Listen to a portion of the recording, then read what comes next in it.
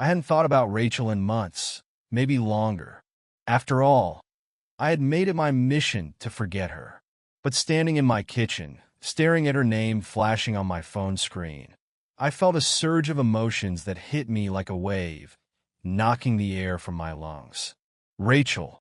Just seeing her name was enough to reopen old wounds, the kind that never really heal. The betrayal was still fresh in my mind, even 2 years later. She had been my best friend, my sister in everything but blood, and she destroyed my life in a way I hadn't known was possible. My stomach tightened as I stared at the message notification. The last time I had heard from her was when I found out she'd slept with Mark, my fiancé, the man I thought I was going to marry. We were just weeks away from the wedding when I found out. Rachel hadn't even tried to deny it. She just sat there, crying, saying she was sorry. But sorry wasn't enough. Sorry didn't fix the years of friendship, the plans I'd made for my future, or the trust I'd had in her. Now, 2 years later, I had rebuilt my life. I wasn't the same person anymore. I'd thrown myself into my work, built a career as a successful event planner, and made sure no one got close enough to hurt me like that again. So why was Rachel texting me now? I hesitated before opening the message, my fingers trembling as I unlocked my phone. Jessica, I know I'm the last person you want to hear from, but please, I need your help. I'm in serious trouble. I wouldn't ask if I didn't have to. Please, can we talk? My heart raced as I read the words, my stomach churning with a mixture of anger and disbelief. Serious trouble? After what she did to me, she thought I'd care. I should have deleted the message. I should have thrown the phone across the room and erased every trace of her from my life, like I had tried to do after the affair. But I didn't. Instead, I sat down on the edge of the couch, my mind spinning. Rachel and I had grown up together. We'd known each other since we were kids. I could still remember the sleepovers, the long talks about our futures, the times we promised we'd always be there for each other no matter what. We had been inseparable. And then she destroyed everything. The pain of her betrayal had cut deeper than anything Mark had done. Losing him had been hard, but losing her, that had been unbearable. And now she was reaching out, asking for my help. I stared at the message for a long time, wondering what could possibly have driven her to contact me after all this time. I didn't know her anything, but the desperation in her words tugged at me. It didn't make sense. Rachel was the kind of person who never needed help. She was always the strong one, the one who had everything figured out. What could have possibly gone so wrong in her life that she was turning to me? I didn't respond right away. I left the message unanswered for hours, pretending I could just forget about it and move on. But by the end of the day, I couldn't shake the nagging feeling in my gut. Something was wrong. I could feel it. As much as I hated her, as much as I wanted to pretend she didn't exist, a part of me still cared. And I hated that. Finally, with a deep breath, I typed out a response. "What do you want, Rachel?" The reply came almost immediately. "I'm sorry to reach out like this, but I need to see you. It's urgent. Please, Jess. I don't have anyone else." Her words made my skin prickle with unease. I could feel the panic in her message, the desperation. This wasn't the Rachel I knew. The Rachel I knew had always been in control, the one who held everything together no matter what. "Where are you?" I typed back, despite every instinct telling me to leave it alone. "I'm in town. Can you meet me? I can explain everything." I hesitated again, my thumb hovering over the screen. Part of me wanted to block her number and never think about her again. But another part of me, the part that remembered the years of friendship, the good memories before everything went to hell, couldn't ignore her plea. "Fine," I finally replied. "Meet me at the coffee shop on 5th, tomorrow at 3. The next day, I walked into the small cafe on 5th Street, my nerves on edge. I hadn't seen Rachel since the night everything fell apart. Just being here, waiting for her, made me feel like I was slipping back into the past, into a version of myself I had fought so hard to leave behind. I ordered a coffee and sat at a table near the window, tapping my fingers anxiously on the wooden surface. My thoughts raced. What could Rachel possibly want from me? Why now? The longer I waited, the more I regretted agreeing to meet her. And then, the door opened, and Rachel stepped inside. I barely recognized her. She looked nothing like the confident, put-together woman I used to know. Her hair was limp and unwashed, her eyes dark with exhaustion, and her clothes hung loosely on her frame. There was a bruise on her cheek, half hidden by makeup, but it was unmistakable. She looked broken, and for a moment, all my anger evaporated, replaced by shock. Rachel spotted me and hurried over, her eyes wide with fear and relief. "Jess," she breathed, sitting down across from me. "Thank you for coming. I didn't know if you would." I stared at her, struggling to find words. "Rachel, what happened to you?" She looked down at the table, her hands trembling as she wrapped them around her cup. "I'm in trouble, Jess. Serious trouble. I didn't know where else to go." My heart pounded in my chest, the anger that had been simmering beneath the surface rising again. "You really think you can come to me for help after what you did? After you destroyed my life?" Rachel winced, her eyes filling with tears. I know I hurt you. I'll never forgive myself for what I did. But this isn't about that. It's about survival." I folded my arms across my chest, determined to keep my distance. "Then explain." She took a deep breath, her voice shaking. I'm in an abusive relationship, Jess. I've been trying to leave for months, but Kyle won't let me. He's dangerous. I didn't know who else to turn to. The name Kyle sent a chill down my spine. I remembered him, Rachel's boyfriend, the one she had started dating not long after everything with Mark fell apart. I had heard rumors about him, but I hadn't cared enough to follow up.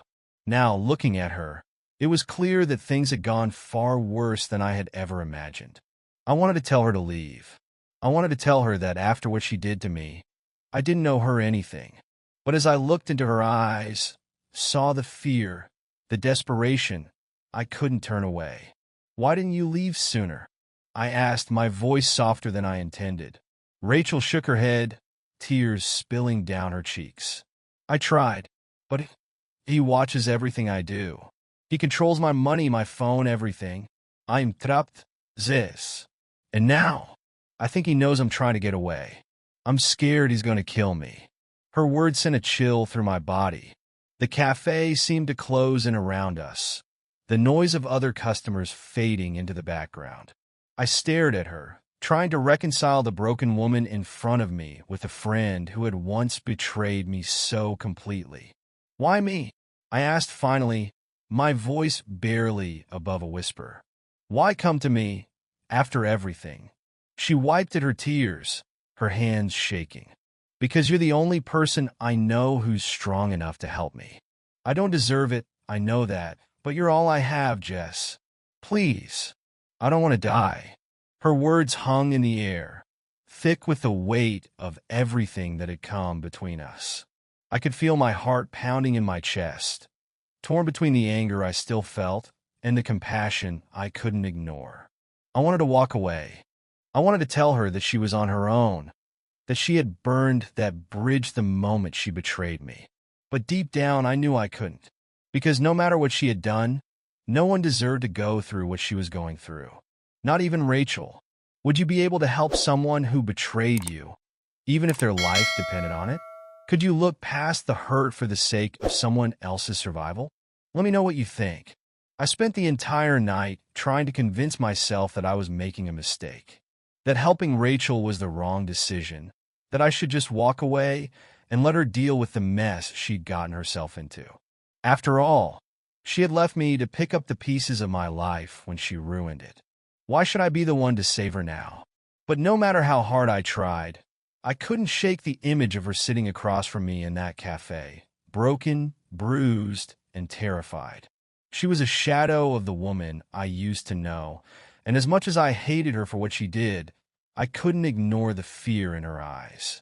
By the time the sun came up, I had made my decision. Against my better judgment, I was going to help her.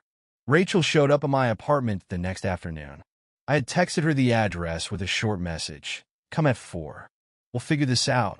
It wasn't exactly welcoming, but it was all I could manage. When I opened the door, she stood there, clutching a small duffel bag to her chest like it was the only thing she owned. Her eyes were red and swollen, her lips dry and cracked. It was a far cry from the confident, carefree person I used to know. She looked like someone on the edge of collapse. "Thank you for letting me come here," she said quietly, stepping inside. I didn't respond, just nodded and motioned for her to follow me into the living room. I couldn't get the words out. Even now, seeing her like this, there was still so much anger simmering beneath the surface.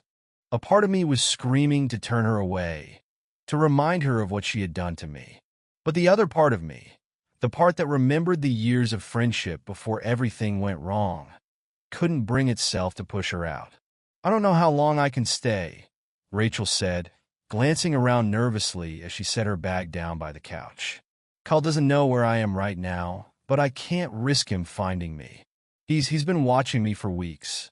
Her voice trembled as she spoke, and I could see the fear in her eyes. She wasn't exaggerating. She was genuinely terrified. I took a deep breath, trying to keep my voice steady.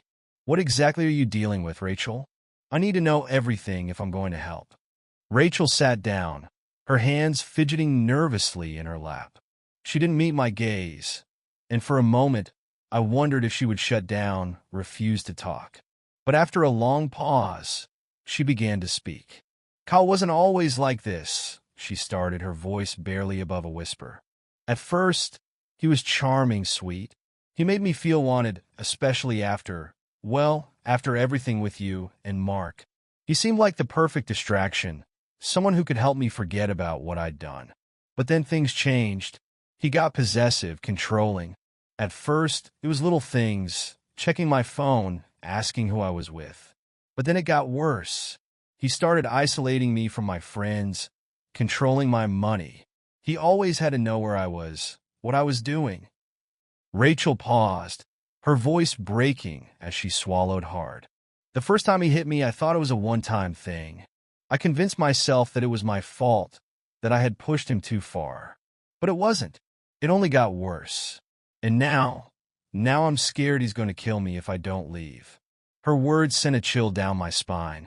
I had heard stories like this before, but hearing it come from Rachel, someone I had once trusted, someone who had been so strong and independent, made it all the more terrifying. "Why didn't you leave sooner?" I asked, my voice softer than before. She shook her head, tears welling up in her eyes. "I tried, so many times, but he always found me. He has people watching me. I don't have any money, any way to get out of town without him knowing. I thought I could handle it on my own, but I can't. I don't have anyone else to turn to." I stared at her, my heart aching in ways I didn't expect. I wanted to hate her. I wanted to tell her that this was her mess, that she had made her choices and now she had to live with them. But I couldn't. Not when she was sitting in front of me, broken and terrified, begging for help. "So, what do you need from me?" I asked, crossing my arms as I leaned back in my chair. I needed to keep some distance, to remind myself that this wasn't about rekindling our friendship. This was about helping someone in danger, nothing more. "I need a place to stay until I can figure out how to get out of town. Somewhere safe where Kyle won't find me," Rachel said, her voice shaky. "I know it's a lot to ask, but you're the only person who knows how to handle tough situations. You're smart, Jess. I trust you." Trust. The word felt like a punch to the gut. I had trusted Rachel once too, trusted her with everything. And she had betrayed me in the worst possible way. But now, the roles were reversed. She needed me, and despite everything, I felt that old pull of loyalty. "I can't promise anything," I said, my tone firm. "But you can stay here for a few days while we figure out a plan. After that, you're on your own. I'm not getting sucked into something I can't handle." Rachel nodded, relief flooding her face. "Thank you. I won't be any trouble. I just need a little time to get away." That night, after Rachel had gone to bed in the guest room, I sat alone in the living room, staring at my phone. I could feel the weight of the past pressing down on me, the memories I had tried so hard to bury creeping back in. The thought of Rachel staying here under my roof made my skin crawl. But I couldn't turn her away. Not now. I opened a text thread with my sister, Laura, typing out a message before I could overthink it. "You won't believe this. Rachel's staying with me." Her response came almost immediately. "Wait, what? Rachel who?" "Rachel." I didn't need to add more. Laura knew all about what had happened between us. "You're kidding. What the hell is she doing there?" "She's in trouble. Says she's trying to get away from her abusive boyfriend." "I don't know what to do, Laura."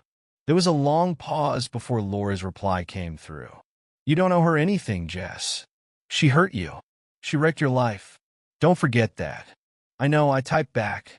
"But she's scared. I don't think she's lying about how bad this guy is." Laura's next message was shorter, sharper. "Just be careful. People don't change overnight." I stared at the screen, the words sinking in. Laura was right. Rachel had betrayed me once. And as much as I wanted to believe she was different now, I couldn't afford to be naive. People don't change easily, and the history between us was too painful to ignore. But even as I told myself that, I couldn't shake the feeling that something had shifted. The Rachel I knew had been selfish, yes, but she had never seemed this broken. Whatever had happened to her in the past 2 years, it had changed her in ways I couldn't yet understand. I just didn't know if I could trust her. Not yet. The next morning, I found Rachel sitting at the kitchen table, staring at her phone with a look of dread on her face. She didn't notice me at first, but when she finally glanced up, I could see the fear in her eyes. "He's been calling all night," she said, her voice barely a whisper. "I blocked his number, but I know he'll find a way to get through. He always does." I sat down across from her, my mind already racing. "We need to come up with a plan. You can't just hide here forever."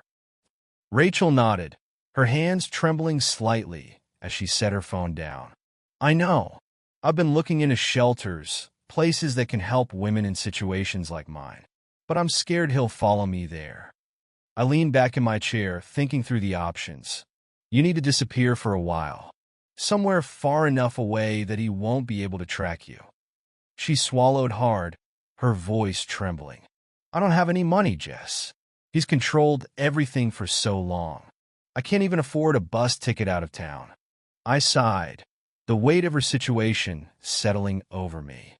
"I can help with that, but we need to be smart about this. We'll figure out a way to get you out of here safely." Rachel's eyes filled with tears as she looked at me, her voice thick with emotion. "I don't deserve your help after everything I did to you. But thank you. I don't know what I'd do without you." I nodded, my chest tightening. I wasn't doing this for her.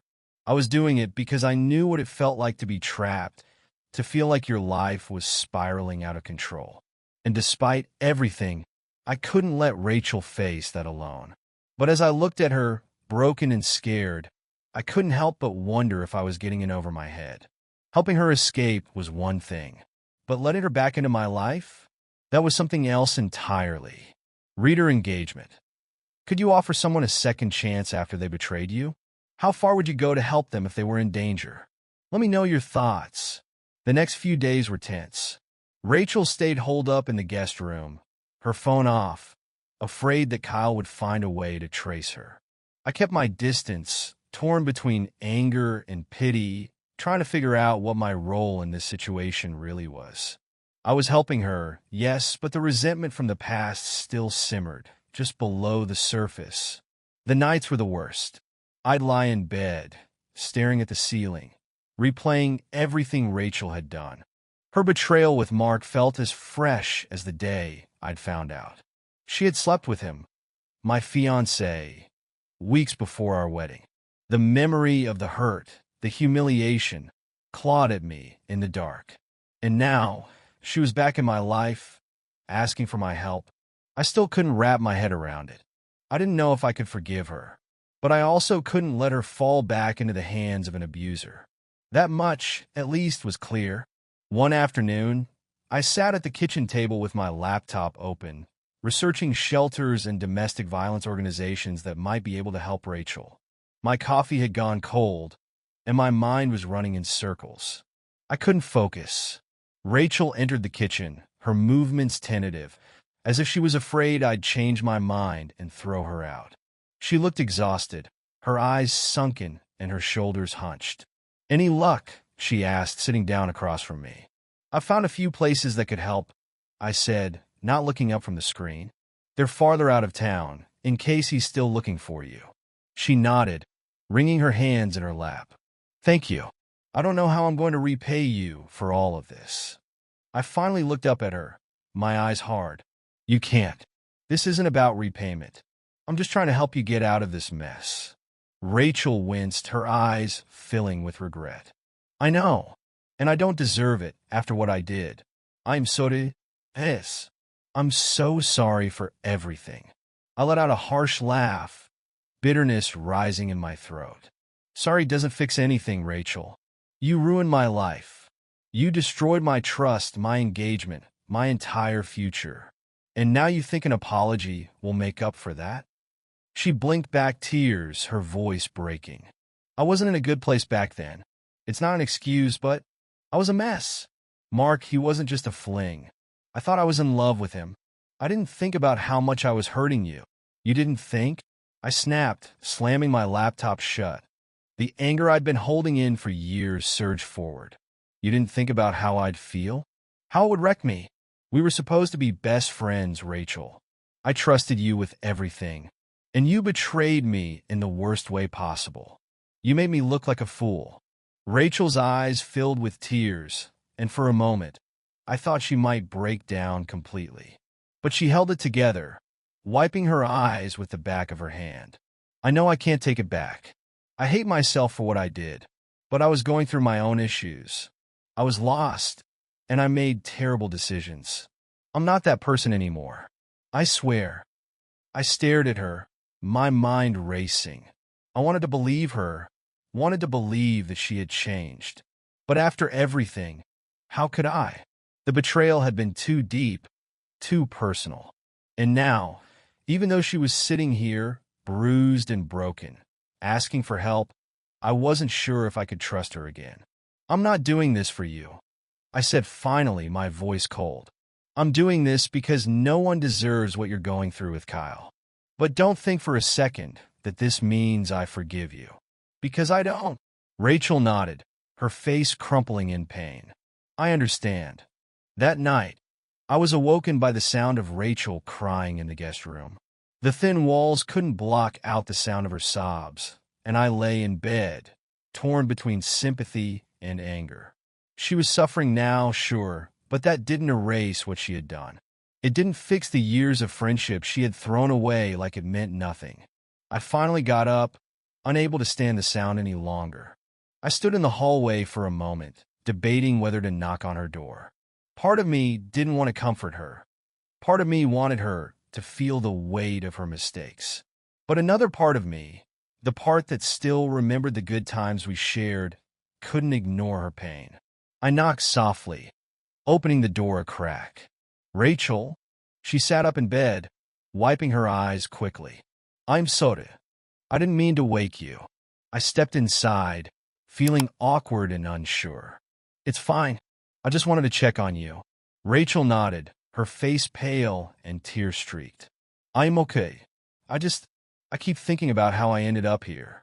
How I ruined everything, and now I'm paying for it." I leaned against the doorframe, crossing my arms. "What do you mean?" She sighed, looking down at her hands. "I wasn't always like this. Before Kyle, before everything, I was confident, strong. I had a good job, I had friends, I had you. But after Mark, after I lost you, I spiraled. I thought being with Kyle would fix everything, but it just made things worse. I know I'm responsible for all of it, but sometimes I wonder how I let my life fall apart so badly." Her words hit me harder than I expected. I had never thought about it from her perspective. I had been so wrapped up in my own pain, my own betrayal, that I hadn't considered that maybe Rachel had been hurting too. That maybe she had lost something just as important when our friendship fell apart. I don't know what to say, I admitted, my voice softer than before. You hurt me. You broke my trust in a way I never thought possible. But I can see that you're hurting now, and I don't want that for you. Rachel looked up at me, her eyes filled with regret. I know I can't fix what I did, but I hope someday you'll be able to forgive me, even if it's just a little. I didn't know how to respond. I wasn't ready to forgive her, not yet, maybe not ever. But in that moment, I realized something important. Rachel wasn't the same person she had been 2 years ago. She was broken now, yes, but she was also trying. And maybe, just maybe, that counted for something. I don't know if I can forgive you, I said honestly, but I'll help you get out of this mess. And after that, we'll see. Rachel nodded, her tears falling silently. That's more than I deserve.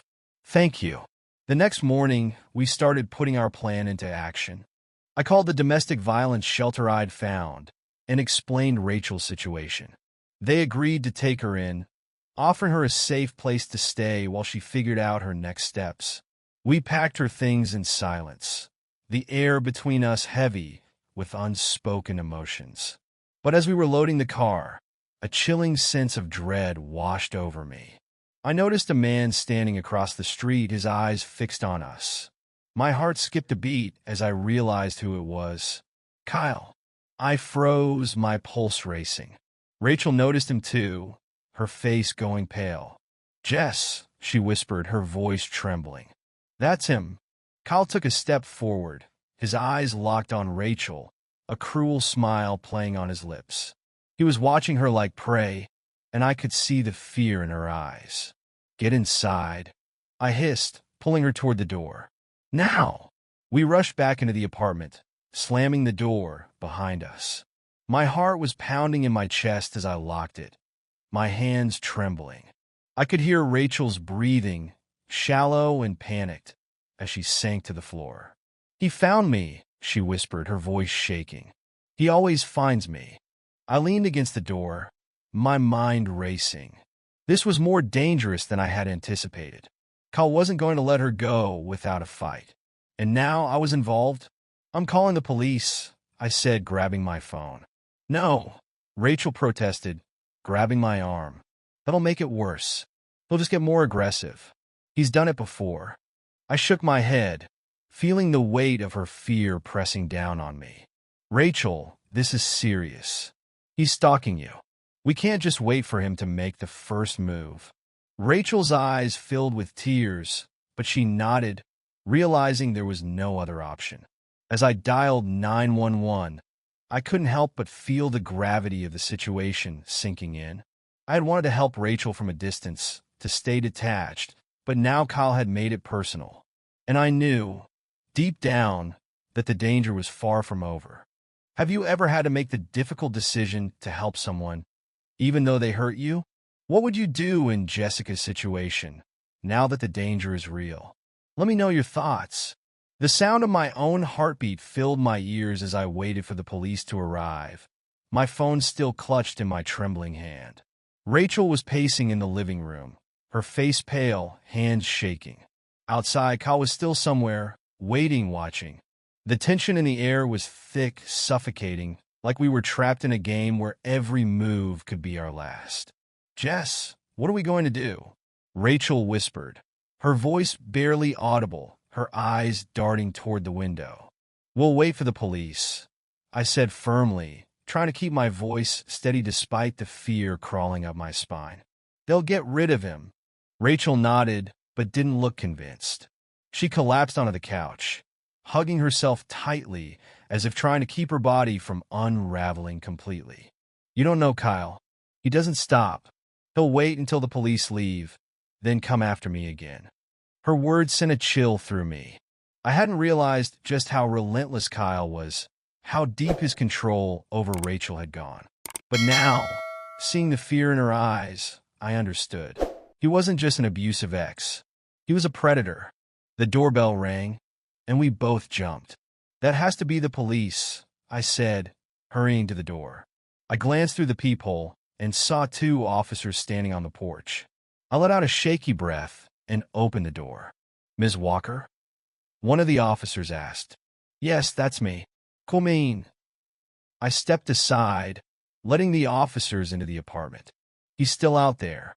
His name is Kyle, and he's been stalking my friend. Rachel stood up from the couch, her face ashen as she nodded in confirmation. He's dangerous. Please, you have to help me. The officers exchanged glances before one of them spoke. We'll do a sweep of the area and see if we can locate him. In the meantime, MS. Walker, I suggest you and your friend stay inside. Lock the doors and don't go out alone. Thank you, I said, my voice tight with anxiety. As they headed back outside, Rachel collapsed onto the couch again, burying her face in her hands. He's never going to stop, Jess. I'll never be free. I sat down next to her, my own fear momentarily pushed aside by a surge of frustration. You will be free, Rachel. You're getting out of here, going to a shelter, and starting over. Kyle doesn't get to control your life anymore. She lifted her head, her eyes swollen with tears. I don't deserve this. I don't deserve your help, your kindness. Not after everything I did to you. I stared at her, the anger and pain from her betrayal still lingering in the back of my mind. I wanted to remind her of the hurt she caused me, of the way she had shattered my life when she slept with Mark. But as I looked at her now, so broken and terrified, I realized something important. Rachel was already paying the price for her mistakes. Kyle isn't your punishment, Rachel, I said quietly, my voice softening. You didn't deserve what he's done to you. No one deserves that. You made a mistake, but that doesn't mean you should suffer like this. She shook her head, tears streaming down her cheeks. But I hurt you. I ruined your life. How can you sit here and help me after everything I did? I took a deep breath, the weight of the past pressing down on me. You did hurt me. You betrayed me in a way I never thought possible. But this is something different. No one deserves what you're going through. Not even you. Rachel's face crumpled, and she let out a sob, her body shaking as she cried. I didn't know what else to say, so I reached out and placed my hand on hers. It wasn't forgiveness. I wasn't ready for that. But it was a small gesture, an acknowledgement that I saw her pain, that I understood the darkness she was trapped in. For a long moment, we sat in silence, the weight of everything between us hanging in the air. I wasn't sure if I could ever fully forgive her, but in that moment, I knew I couldn't let her face this alone. A few hours later, the police returned. Kyle was gone, nowhere to be found, but they promised to keep a lookout and advised Rachel to file for a restraining order. Rachel was terrified, but the plan to get her to a shelter was in motion. The shelter had arranged for her to leave town under a new name, with a place to stay far enough away that Kyle wouldn't be able to find her. It felt surreal. Just a few days ago, Rachel had been nothing but a painful memory, a part of my past that I had tried to forget. Now, I was helping her disappear, helping her escape from a man who had torn her life apart in ways I couldn't fully understand. As we packed her things into my car, Rachel turned to me, her eyes red from crying. I don't know how to thank you, Jess. You didn't have to help me, and I know I don't deserve it. But thank you. I nodded, unsure of what to say. You needed help. That's all. She took a deep breath, her face etched with sadness. I wish I could undo what I did to you. I wish I could go back and change everything. But I can't. I know you may never forgive me, but I just want you to know, I'm sorry for everything. Her words hung in the air, raw and sincere. I could see the regret in her eyes, the weight of her mistakes pressing down on her. And for the first time since she walked back into my life, I felt a flicker of something I hadn't expected, compassion. I don't know if I can forgive you, I said honestly, my voice steady. But I can see that you've changed, and maybe that's enough for now. Rachel nodded, her eyes glistening with tears. I understand. I don't expect forgiveness. I needed to say it. As we loaded the last of her things into the car, I felt a strange sense of closure. The hurt was still there, but it didn't feel as sharp, as overwhelming as it once had. I wasn't sure if I could ever fully trust Rachel again, but I had helped her when she needed me most, and that felt like a step toward healing for both of us. We drove to the shelter in silence, the weight of the past between us, but something had shifted. I could feel it. There was no going back to the way things were before, but maybe that wasn't the point. Maybe it was about moving forward, about letting go of the anger and the pain that had held me captive for so long. When we arrived, Rachel turned to me, her voice soft. "I don't know what's going to happen next, but I'm going to try to be better. I want to be someone you'd be proud of, Jess." I looked at her, my heart heavy with everything we'd been through. "You don't have to prove anything to me, Rachel. Just take care of yourself. That's all I want." She nodded, her eyes filled with gratitude. "I will." We hugged briefly, a tentative, fragile gesture. It wasn't the kind of hug we used to share, full of easy laughter and trust, but it was a start. As Rachel walked into the shelter, I watched her disappear into the building, knowing that whatever happened next, it wasn't my burden to carry anymore. Driving home that night, I felt a strange sense of peace settle over me. I hadn't expected to help Rachel, hadn't expected to feel anything but anger toward her. But in helping her escape, I realized something important. I wasn't the same person I had been 2 years ago, either. I was stronger, more resilient, and maybe even capable of forgiveness, eventually. As I pulled into my driveway, I knew that the road ahead wouldn't be easy. Forgiveness wasn't a switch you could flip. It was a process. But for the first time, I felt like I had taken a step in the right direction. Maybe one day, I'd be able to forgive Rachel. Maybe not. But for now, I had done the right thing. And that was enough.